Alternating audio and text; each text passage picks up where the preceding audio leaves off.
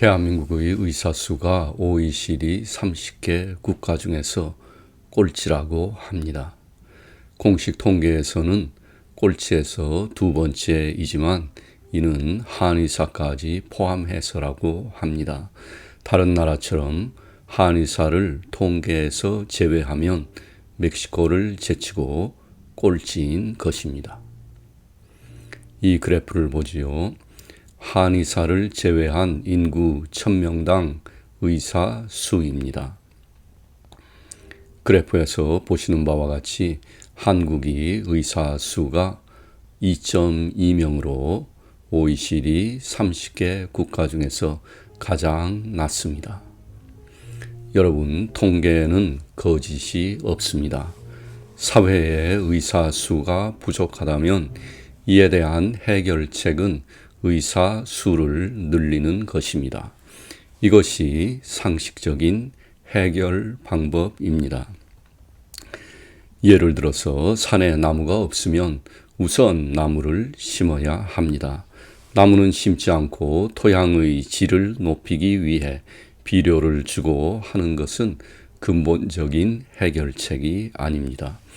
나무가 없으면 나무를 심어야 하듯이 의사가 부족하면 의사의 수를 늘려야 합니다. 그런데 이 일을 아무도 하지 못하다가 이번에 윤석열 대통령이 하려고 하는 것입니다. 지난번 문재인 대통령의 임기 중에도 의대 정원을 400명 증원하려고 했지만 의사들의 반대에 부딪혀서 코로나 이후에 하자며 얼버무리고 지나갔다고 합니다. 2,000명을 증원해야만 OECD 국가 중에서 꼴찌는 면하지 않겠습니까? 이대로 가면 10년 후에는 의사의 수가 턱없이 부족하게 되고 대한민국은 큰 어려움에 빠질 수 있다고 합니다. 의사 한 명을 배출하기까지는 오랜 시간이 필요하기 때문에 그래서 어려움이 닥치기 전에 미리 준비해야 하는 것이지요. 역대 대통령들은 모두 이 사실을 잘 알고 있었지만 그들의 정치적인 위험성 때문인지 용기가 없어서인지 이 문제를 회피하고 미루기만 할 뿐 아무도 하지 못했다고 합니다.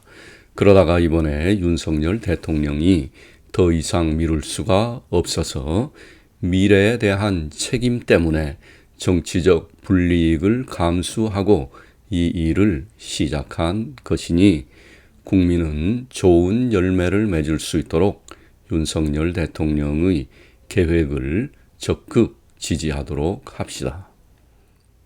물론 대한민국의 의료 시스템에는 고치고 업그레이드 해야 할 많은 다른 부분이 있을 것입니다.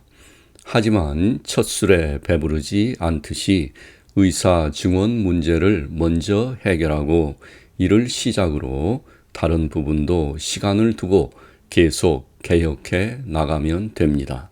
또한 이 문제는 후에 어느 정당이 집권하더라도 계속 협력해서 지속적으로 해결해 나가야 합니다.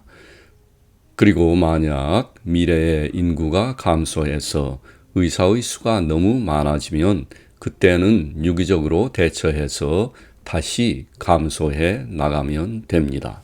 일본도 이렇게 해냈다고 하니 우리도 꼭 이루어야 합니다.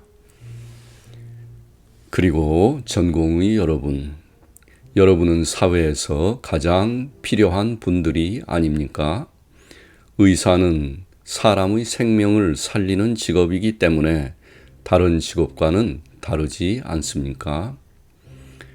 여러분은 의사로서 환자에게 도움을 주었을 때 여러분들만이 느낄 수 있는 행복했던 순간들이 있지 않습니까? 여러분, 다시 병원으로 돌아가십시오.